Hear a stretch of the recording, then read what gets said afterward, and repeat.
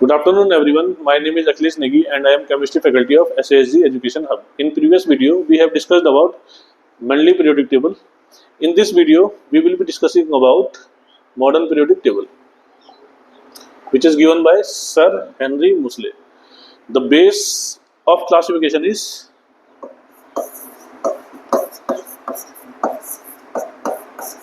atomic number. अभी तक हमने जितनी भी पीरियोडिक टेबल देखी या क्लासिफिकेशन देखा, उसमें हमने सबने देखा कि जो बेस था क्लासिफिकेशन का वो एटॉमिक मास था। सर हेनरी मोसले ने जो बेस रखा अपना क्लासिफिकेशन का इस समय मॉडर्न पीरियोडिक टेबल में, वो रखा एटॉमिक नंबर, और यहीं से इन्होंने मॉडर्न पीरियोडिक लॉ दिया जो कहता है कि properties of elements are periodic function of their atomic numbers, कि जो एलिमेंट्स की फिजिकल और केमिकल प्रॉपर्टीज जो है वो एटॉमिक नंबर के पीरियोडिक फंक्शन है। मतलब कि एटॉमिक नंबर इंक्रीज, जब हम एलिमेंट्स को रखते हैं increasing order of atomic number के अकॉर्डिंग, तो उनकी फिजिकल और केमिकल प्रॉपर्टीज में एक रिपीटिशन शो होता है। यही हमारा क्या है, मॉडर्न पीरियोडिक लॉ है। मॉडर्न पीरियोडिक टेबल को एक बार देखते हैं जरा। तो ये हमारी पूरी की पूरी मॉडर्न पीरियोडिक टेबल आती है, जिसमें हमारे पास ग्रुप एलिमेंट्स को डिवाइड किया गया है ग्रुप्स में। एलिमेंट्स को डिवाइड किया गया है ग्रुप्स में एंड पीरियड्स में। ग्रुप्स और पीरियड्स के बारे में हमने डिस्कस किया था मैंडली पीरियोडिक टेबल पर। यहाँ पर हम चला देखते हैं कि जो ग्रुप्स है हमारे पास, टोटल ग्रुप्स 18 है और पीरियड्स हमारे पास 7 रहते हैं। ग्रुप कौन से वाले हैं? ये वर्टिकल है, ये वर्टिकल वाले हमारे पास ग्रुप्स हैं। पीरियड्स कौन से वाले हैं हमारे पास? ये जो नंबरिंग की गई है 1 2 3 4 5 6 7। जो ये वर्टिकल रोज है, वर्टिकल रोज में जो नंबरिंग की गई है वो ग्रुप 1 2 3 4 5 6 ऐसे करते करते ग्रुप 18 तक। इस तरीके से इनको एलिमेंट्स को डिवाइड किया गया है। जो टोटल नंबर ऑफ एलिमेंट्स जो हमारे पास है, टोटल नंबर ऑफ एलिमेंट्स कितने हमारे पास? 118 total number of elements.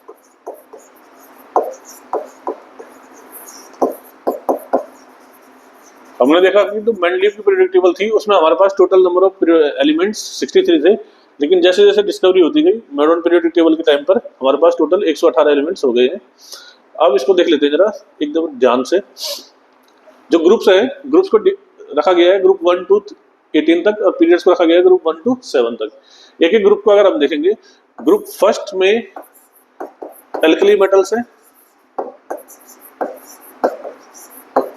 Group second में एल्कलाइन अर्थ मेटल है,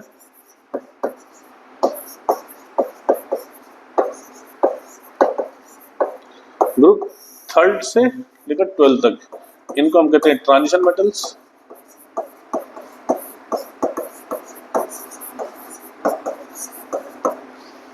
ग्रुप 17 जो है इसको कहा जाता है हैलोजन। ग्रुप 17 के जो एलिमेंट्स हैं उनको हैलोजन कहते हैं, और ग्रुप 18 के एलिमेंट्स को कहते हैं इनर्ट गैसेस। Inert gases. अगर एक ब्रॉड क्लासिफिकेशन लें तो इस मॉडर्न पीरियोडिक टेबल को हम 4 टाइप्स में डिवाइड कर सकते हैं: S block elements, P block elements, D block elements and F block elements. जो ग्रुप फर्स्ट और सेकंड जो है हमारा, ये वाले जो दोनों ग्रुप है, इसको हम एस ब्लॉक एलिमेंट भी कहते हैं।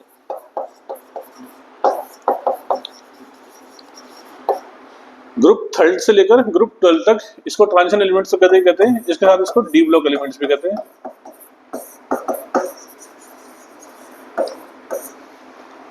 ग्रुप 13 से लेकर ग्रुप 18 तक इनको हम कहते हैं पी ब्लॉक एलिमेंट्स।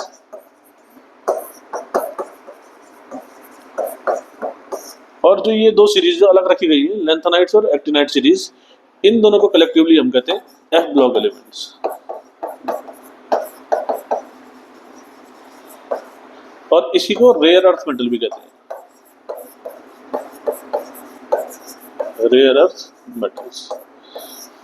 अगर मेटल्स और नॉन मेटल्स की बात करेंगे तो पीरियोडिक टेबल के लेफ्ट हैंड साइड पर, जैसे ये हो गया ग्रुप फर्स्ट हो गया, सेकंड हो गया, ग्रुप 12 तक हो गया, और यहाँ बीच के कुछ एलिमेंट्स, ये सारे के सारे मेटल्स हैं।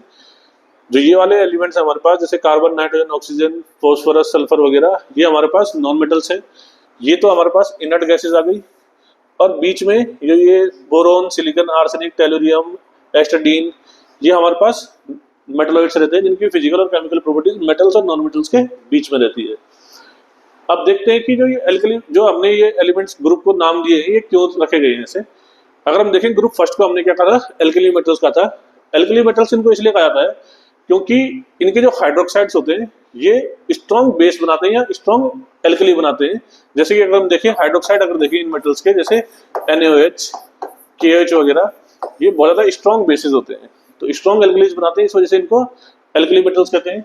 ग्रुप सेकंड को एल्कलाइन अर्थ मेटल्स कहते हैं, क्योंकि एल्कलाइन अर्थ मेटल इसलिए कहते हैं क्योंकि ये अर्थ क्रस्ट में पाए जाते हैं, इस वजह से इनको अर्थ मेटल्स कहते हैं। ग्रुप जो थर्ड से लेकर 12th तक है, इसको हम ट्रांजिशन मेटल्स कहते हैं। इसके पीछे दो रीजन है। एक रीजन तो ये है कि इनकी जो पोजीशन है वो S ब्लॉक और P ब्लॉक के बीच में आ रही है, इस वजह से इसको ट्रांजिशन एलिमेंट्स कहते हैं। दूसरा रीजन है इनके बीच में DD ट्रांजिशन होता है, DD ट्रांजिशन के कारण इनको ट्रांजिशन एलिमेंट्स भी कहते हैं। जो ग्रुप ये वाले हमारे ग्रुप 17 है, ग्रुप 17 को हम हेलोजन कहते हैं। हेलोजन इसलिए कहते हैं क्योंकि ये सॉल्ट फॉर्मिंग होते हैं, ये मेटल्स के साथ मिलकर सॉल्ट्स बनाते हैं, जैसे NaCl, KCl, NaBr, KBr, ये सभी सॉल्ट है, इसी वजह से इनको सॉल्ट फॉर्मिंग सब्सटेंसेस कहते हैं, हेलोजन कहते हैं। इनर्ट गैसेस ग्रुप 18 को कहते हैं क्योंकि ये केमिकली इनर्ट होती है, इनका ऑक्टेट कंप्लीट होता है, ऑक्टेट कंप्लीट होने की वजह से ये केमिकली इनर्ट होती है, केमिकली कोई रिएक्शन ज्यादा ये देती नहीं है। जो लेंथेनाइड और एक्टिनाइड है, इनको F ब्लॉक अरेंजमेंट में रखा गया है, इनको रेयर अर्थ मेटल कहते हैं क्योंकि ये अर्थ क्रस्ट में मिलते हैं, लेकिन इनकी जो अबंडेंस है वो बिल्कुल रेयर होती है। उसके अलावा इसको इनर ट्रांजिशन एलिमेंट्स भी कहते हैं, एक्टिनाइड्स और लेंथेनाइड्स को इनर ट्रांजिशन एलिमेंट्स भी कहते हैं। तो ये एक हमारा ओवरऑल वो रहता है पीरियोडिक टेबल को। यहाँ पर हमने सारे के सारे ग्रुप्स देखे कि ग्रुप्स को कैसे कैसे डिवाइड किया गया है। अब अगर पीरियड्स की बात करेंगे हम, तो पीरियड्स हमारे पास 7 है। ये period first, second, third, fourth, इसी तरीके से करते करते 7 पीरियड। जो पीरियड फर्स्ट है, पीरियड फर्स्ट में हमारे पास केवल 2 एलिमेंट होते हैं, हाइड्रोजन और हीलियम। पीरियड सेकंड में हमारे पास, पीरियड सेकंड और थर्ड में हमारे पास 8 एलिमेंट्स होते हैं, 2 तो S ब्लॉक वाले हो गए और 6 P ब्लॉक वाले हो गए। उसके बाद पीरियड फोर्थ और पीरियड फिफ्थ में हमारे पास 18 एलिमेंट्स होते हैं, पीरियड सिक्स में हमारे पास 32 एलिमेंट्स होते हैं, और जो पीरियड 7 है हमारा वो इनकम्प्लीट है। अब ये 18 और 32 कैसे हुए? अगर हम यहाँ पर देखें S ब्लॉक के पीरियड फर्स्ट में देखेंगे S ब्लॉक के 2 एलिमेंट हैं, सेकंड इसमें देखेंगे तो S सेकंड और थर्ड उसमें अगर हम देखेंगे तो S ब्लॉक के 2 एलिमेंट्स और P ब्लॉक के 6 एलिमेंट, टोटल हो गए 8। फोर्थ में अगर हम देखें, फोर्थ पीरियड में S ब्लॉक के तो हो गए 2 एलिमेंट, P ब्लॉक के हो गए ये वाले 6 एलिमेंट, और D ब्लॉक के हो गए बीच में 10 एलिमेंट, ये टोटल हो गए 18। पीरियड फिफ्थ में जैसे ही हम आते हैं, फोर्थ और फिफ्थ में तो हमारे पास 18 एलिमेंट्स होते हैं। जैसे ही हम पीरियड 6 में आते हैं, सिक्स्थ में हमारे पास एलिमेंट 32 हो जाते हैं। वो कैसे होते हैं? सिक्स्थ पीरियड में S ब्लॉक के 2 एलिमेंट, P ब्लॉक के 6 एलिमेंट, D ब्लॉक के 10 एलिमेंट, और F ब्लॉक के, अगर आप नोटिस करोगे यहाँ पर देखोगे तो यहाँ पर एटॉमिक नंबर 57 है और उसके बाद सीधा 72 है। तो ये जो बीच के एलिमेंट्स हैं ये F ब्लॉक के आते हैं, इस वजह से इनको यहाँ पर काउंट किया जाता है 14 एलिमेंट्स। अगर इनको काउंट करेंगे तो ये आता है 32। और जो हमारा लास्ट पीरियड है, जो 7th पीरियड है, ये इनकम्प्लीट होता है। इसमें जिन भी एलिमेंट्स की डिस्कवरी हो रही है उनको यहाँ पर फिल किया जाता है।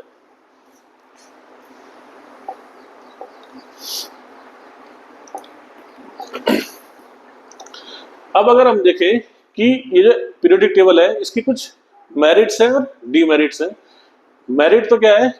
एक तो मेरिट क्या है इसकी कि बिल्कुल सिस्टमैटिक अरेंजमेंट है।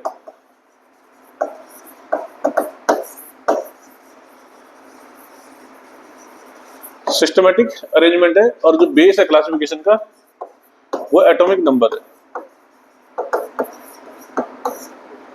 इसकी डीमेरिट्स कुछ है। डीमेरिट्स में अगर हम बात करेंगे, सबसे पहले डीमेरिट जो इसकी है, पोजीशन ऑफ हाइड्रोजन।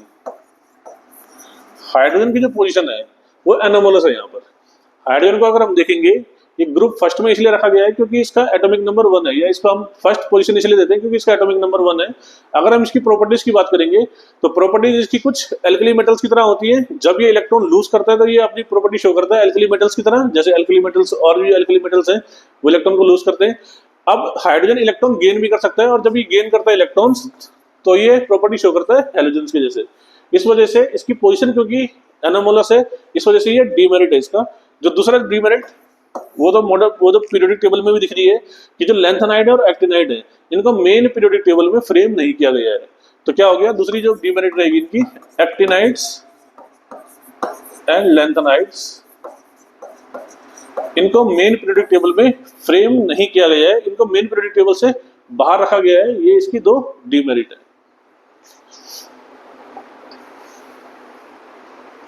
अब अगर हम इसके पीरियोडिक ट्रेंड्स की बात करेंगे तो हमारे पास पीरियोडिक ट्रेंड होता है, जैसे एटॉमिक साइज का ट्रेंड, एटॉमिक साइज का ट्रेंड, वैलेंसी का ट्रेंड, मेटेलिक कैरेक्टर का ट्रेंड, नॉन मेटेलिक कैरेक्टर का ट्रेंड, इलेक्ट्रोनेगेटिविटी का ट्रेंड, आयनेशन एनर्जी का या आयनेशन पोटेंशियल का ट्रेंड। अब सबसे पहले हम एक एक करके इन सभी ट्रेंड को समझते हैं। सबसे पहले हम देखते हैं एटॉमिक साइज। तो एटॉमिक साइज को समझ लेते हैं पहले कि एटॉमिक साइज क्या होता है। देखो, ये तो हमें पता है कि किसी भी एलिमेंट के सेंटर में क्या है, न्यूक्लियस है। ये न्यूक्लियस है और बाहर ये सर्कुलर ऑर्बिट्स है जहां इलेक्ट्रॉन क्या कर रहा है, रिवॉल्व कर रहा है। तो मान लेते हैं इलेक्ट्रॉन यहाँ पर रिवॉल्व कर रहा है, तो एटॉमिक रेडियस क्या होती है, distance between centre of nucleus and the outer most electron. Nucleus के सेंटर से जो आउटर मोस्ट इलेक्ट्रॉन जहां पर वो रिवॉल्व कर रहा है उसके बीच की जो डिस्टेंस होगी इसको हम एटॉमिक रेडियस कहते हैं। इसको हम क्या कहते हैं, एटॉमिक रेडियस। और अगर इसका ट्रेंड हम देखेंगे तो across a period, across a period का मतलब पीरियड में लेफ्ट से राइट जाने पर, पीरियड में लेफ्ट से राइट जाने पर अगर हम पीरियोडिक टेबल को देखें तो अक्रॉस अ पीरियड का मतलब क्या है कि पीरियड में ये लेफ्ट साइड है,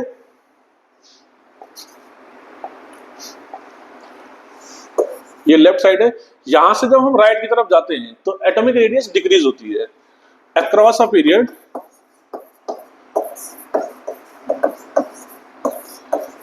जो एटॉमिक साइज है वो डिक्रीज होता है, और डाउन द ग्रुप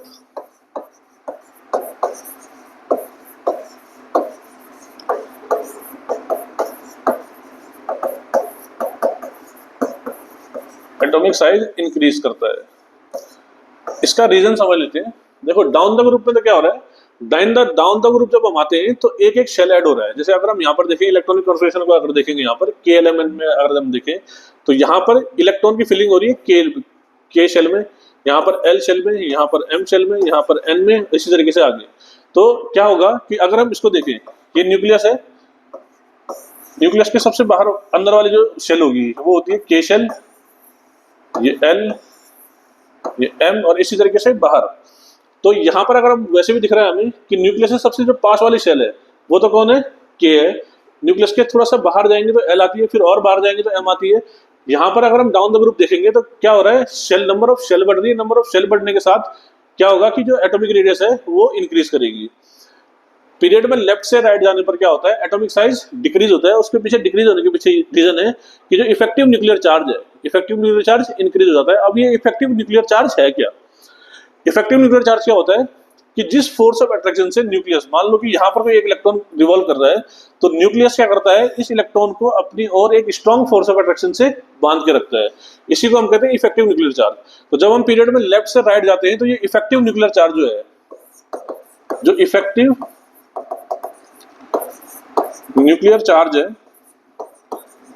वो इंक्रीज हो जाता है। इफेक्टिव न्यूक्लियर चार्ज इंक्रीज होता है पीरियड में लेफ्ट से राइट जाने पर।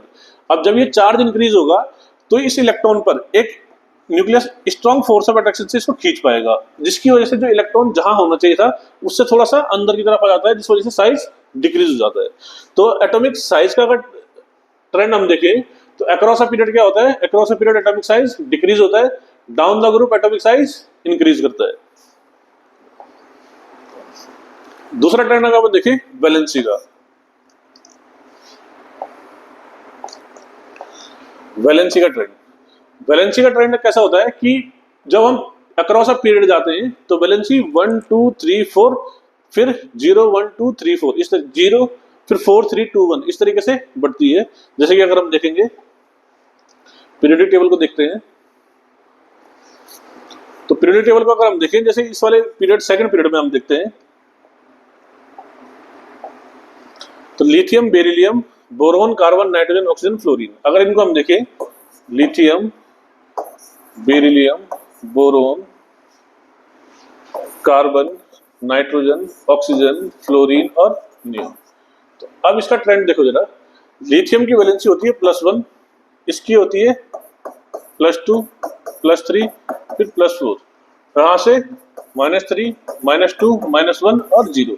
तो जो ट्रेंड अगर हम देख रहे हैं ट्रेंड किस प्रकार का हमारे पास आ रहा है 1 2 3 4 3 2 1 0। जो ये वाले ग्रुप है जहां पर हमने इनर्ट गैसेस रखी थी, इन इनर्ट गैसेस का जो वैलेंसी होती है वो 0 होती है। अगर हम ग्रुप्स में बात करेंगे तो ग्रुप्स में वैलेंसी सेम होती है, क्योंकि नंबर ऑफ वैलेंस इलेक्ट्रॉन क्या होता है यहाँ पर सेम होता है, इस वजह से ग्रुप्स में जो वैलेंसी है वो सेम होती है। नेक्स्ट ट्रेंड की तरफ हम चलते हैं। नेक्स्ट ट्रेंड आता है हमारे पास मेटेलिक कैरेक्टर। नेक्स्ट ट्रेंड आता है हमारे पास क्या, मेटेलिक कैरेक्टर। तो मेटेलिक कैरेक्टर को समझने से पहले हमें मेटल्स के बारे में समझना होगा कि मेटल्स क्या होते हैं। अगर हम ध्यान से देखें मेटल्स क्या होते हैं, मेटल्स आर केमिकल्स या elements which can lose electron. ये क्या करते हैं, इलेक्ट्रॉन को लूज करते हैं, ये इलेक्ट्रॉन को लूज करते हैं। तो अगर हम इस बेस को पकड़े जो इलेक्ट्रॉन को लूज करते हैं वो मेटल है, तो जो जितनी आसानी से इलेक्ट्रॉन को लूज कर पाएगा, जो क्या कर पाएगा, जितनी आसानी से इलेक्ट्रॉन को लूज कर पाएगा वो उतना ज्यादा मेटेलिक कैरेक्टर का होगा। और ज्यादा आसानी से इलेक्ट्रॉन को लूज कौन कर पाएगा, वो पीरियोडिक टेबल से हम समझते हैं। जैसे पीरियोडिक टेबल में आते हैं, जैसे सोडियम है,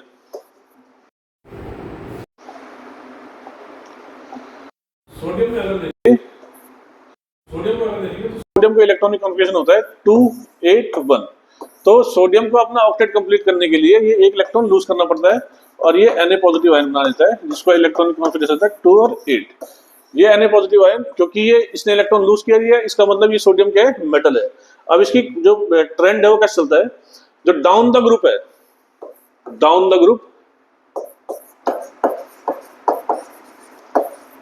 ग्रुप जो मेटेलिक कैरेक्टर है वो इंक्रीज करता है।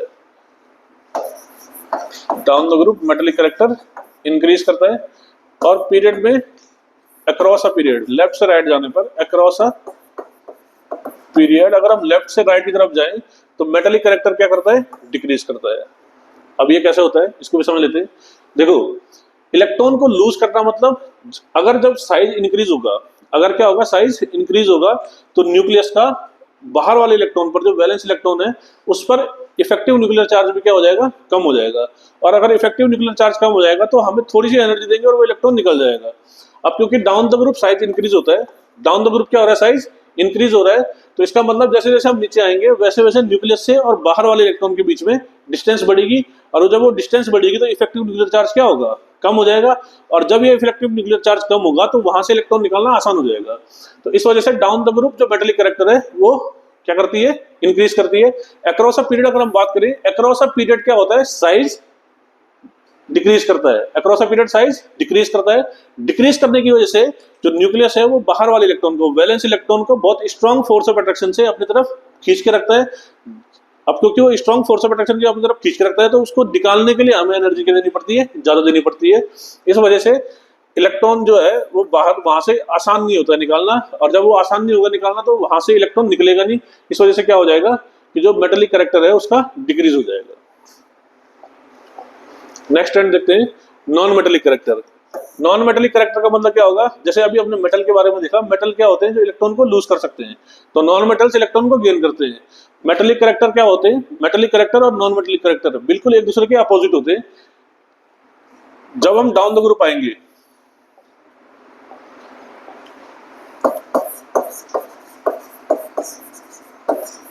जब हम डाउन द ग्रुप आएंगे तो डाउन द ग्रुप आते हुए क्या होता है, जो नॉन मेटेलिक कैरेक्टर है, नॉन मेटेलिक कैरेक्टर डिक्रीज करता है। क्यों डिक्रीज करता है,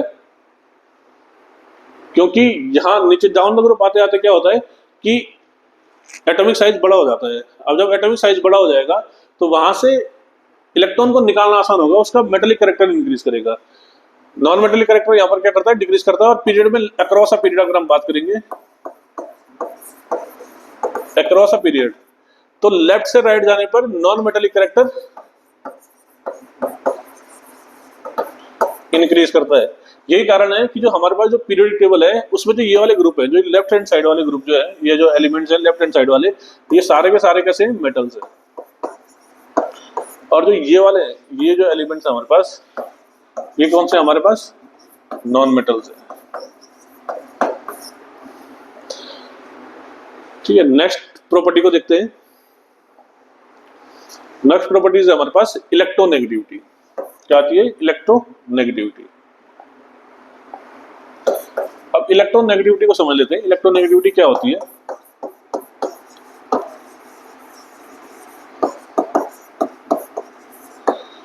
इलेक्ट्रोनेगेटिविटी को अगर देखें तो इलेक्ट्रोनेगेटिविटी क्या होती है, tendency to attract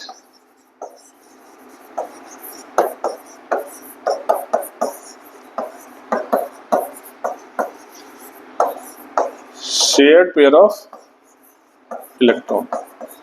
shared pair of electron को अट्रैक्ट करने की टेंडेंसी। हमने जो एक बॉन्डिंग पढ़ी, केमिकल बॉन्डिंग में हमने पढ़ा था covalent bond.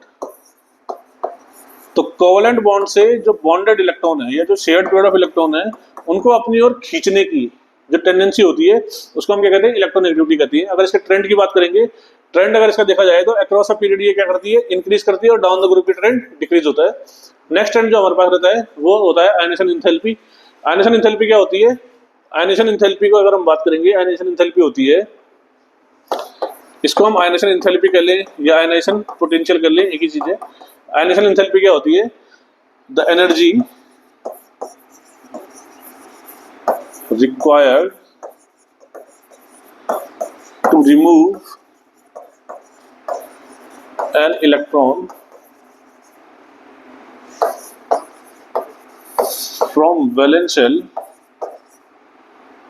from valence shell of an isolated gaseous atom। मतलब सिंपल अगर टर्म में हम बात करेंगे तो जो हमारा जो एक एटम है, उस एक एटम से इलेक्ट्रॉन को निकालने के लिए जो वैलेंस इलेक्ट्रॉन, जो सबसे आखिरी इलेक्ट्रॉन जो है, वैलेंस शेल में जो इलेक्ट्रॉन है, उसको निकालने के लिए जो हमें एनर्जी सप्लाई करनी पड़ती है, उसको हम क्या कहते हैं, आयनेशन इंथैल्पी कहते हैं। तो आयनेशन इंथैल्पी अगर हम बात करेंगे इसका ट्रेंड की, तो across a period ionisation enthalpy increase करती है और डाउन द ग्रुप ये करती है, डिक्रीज करती है।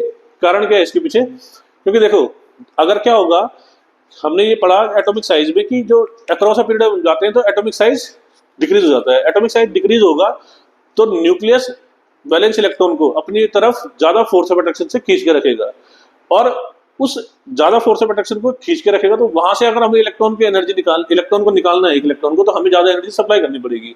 इस वजह से लेफ्ट से राइट क्या होता है, इसका जो एटॉमिक जो आयनेशन एंथैल्पी है वो क्या करती है, इंक्रीज करती है। और जब हम डाउन द ग्रुप आते हैं, क्योंकि एटॉमिक साइज डिक्रीज होता है, इफेक्टिव न्यूक्लियर चार्ज भी डिक्रीज होता है। इफेक्टिव न्यूक्लियर चार्ज के डिक्रीज होने की वजह से हम थोड़ी सी एनर्जी देंगे तो इलेक्ट्रॉन वहां से बाहर निकल जाएगा। तो ये कुछ हमने पीरियोडिक ट्रेंड देखे इसमें। अब एक क्विक रिवीजन कर लेते हैं मॉडर्न पीरियोडिक टेबल का। जो पीरियड्स है, अगर हम पीरियड की बात करेंगे तो पीरियड हमें शो करता है नंबर ऑफ शेल, जैसे कि हमने देखा था KLMN। ग्रुप शो करता है number of valence electron. Properties show a systematic trend.